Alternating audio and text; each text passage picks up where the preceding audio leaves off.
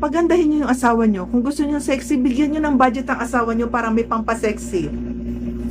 Gusto niyo na mabangong asawa, hindi naman kayo nagbibigay ng pambili ng pang skincare, pambili ng pampabango, pangpaganda.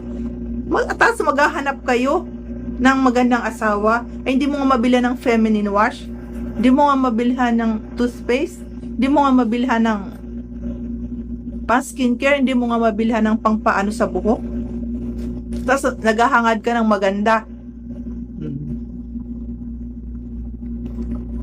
Kung well provided ang babae, maganda yan.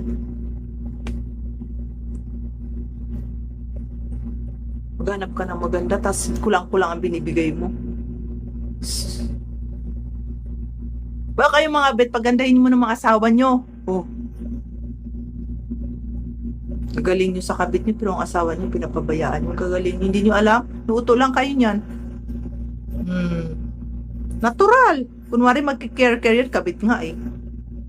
Natural. Magatudo lambing yan kasi syempre yun ang kabit. Yun ang kapit niya eh. Kailangan niyang mag to the max yung kanyang performance level kung nagbembemangan kayo. Pero kailangan ka lang niya. Kasi malamang may pera ka. Pero pag nakakita yan ng mas malaki magbigay na pera, goodbye ka.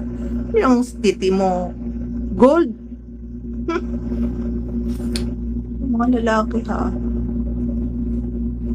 Para kang di lalaki.